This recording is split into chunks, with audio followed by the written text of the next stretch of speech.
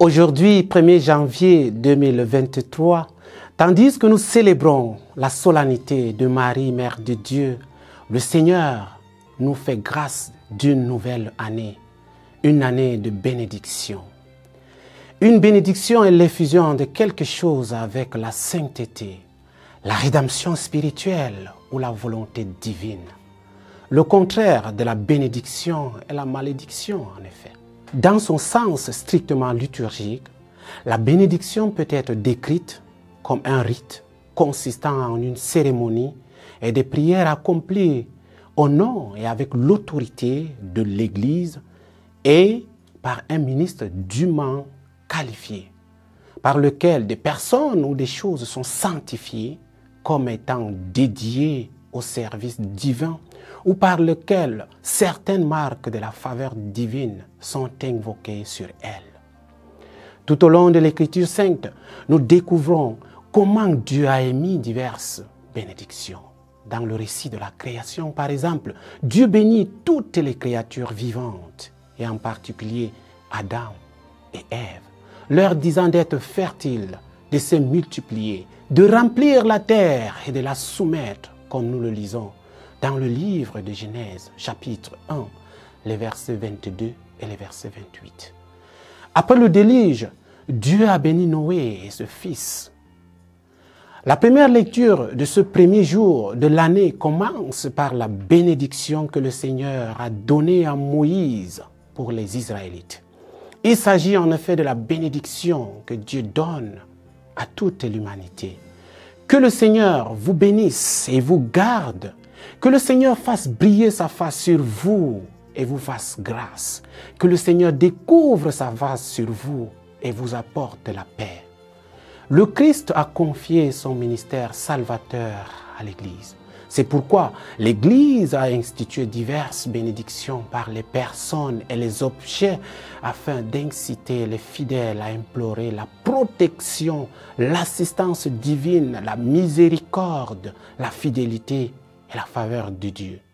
À ce propos, le catéchisme de l'Église catholique en son numéro 1669 affirme que tout baptisé est appelé à être une bénédiction pour les autres et à bénir. Les laïcs peuvent donc présider certaines bénédictions. Plus une bénédiction concerne la vie ecclésiale et sacramentelle, plus son administration est réservée au ministère ordonné, c'est-à-dire les évêques, les prêtres ou les diacres. Les prêtres sont des ministres ordinaires des bénédictions, demandant l'aide de Dieu pour les personnes qui sont bénies ou qui consacrent quelque chose à un service sacré. La bénédiction du prêtre est donnée avec le poids de l'Église et a donc une grande valeur aux yeux de Dieu. La bénédiction d'un laïc sur une autre personne, comme un parent bénissant son enfant, est un acte de bonne volonté par lequel la personne implore l'aide de Dieu pour cette personne. La valeur de cette bénédiction aux yeux de Dieu dépend de la sincérité et de la sainteté individuelle de la personne. Au début de cette année, mes chers frères et sœurs, nous recommandons aux parents de prononcer des bénédictions aux enfants de leur foyer. De tous les outils que Dieu vous a donnés pour élever un enfant, le plus puissant est votre langue. Bénissez vos enfants. Voici comment l'utiliser pour le bien.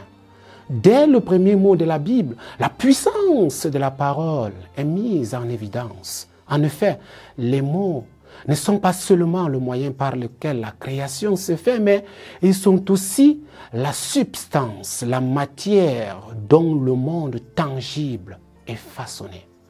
Et Dieu dit, apparaît dans le texte de la Genèse. Est-ce que Dieu a dit apparaît ensuite dans notre monde? Proverbe, chapitre 18, verset 21, nous enseigne que la mort et la vie sont au pouvoir de la langue et ceux qui l'aiment mangeront son fruit. Au début de la Bible, le pouvoir du peuple de Dieu de se bénir mutuellement est clairement démontré. Noé bénit Sem et Japheth parce qu'ils respectent au lieu de s'en moquer. Sa dignité de père, comme nous le lisons dans le livre de la Genèse, chapitre 9, les versets 26 à 27. Vous avez toujours le pouvoir de bénir. Utilisez toujours ce pouvoir pour bénir vos enfants. Que le Seigneur vous bénisse et vous garde. Que le Seigneur fasse briller sur toi ta face. Qu'il te fasse grâce. Que le Seigneur découvre sa face sur vous et vous apporte la paix. Mais surtout, qu'il vous bénisse. Au nom du Père et du Fils et du Saint-Esprit.